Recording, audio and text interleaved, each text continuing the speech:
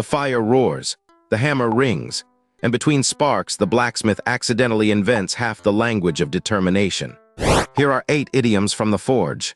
Number 1, forge ahead. The metal resists. The smith does not care.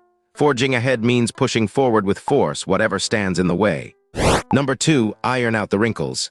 A hot iron meets a wrinkled shirt, and the shirt surrenders. Ironing out the wrinkles means fixing the last remaining problems, one press at a time. Number 3, an iron will. Some willpower bends under pressure. This kind does not even flex.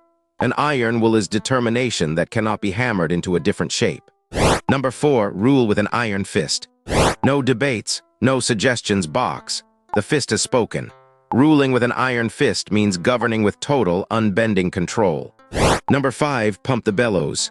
The fire fades, so you feed it air until it roars again. Pumping the bellows means adding energy to keep the effort blazing. Number 6, tempered by fire. Raw iron is brittle. Heat it, cool it, repeat, and it becomes unbreakable.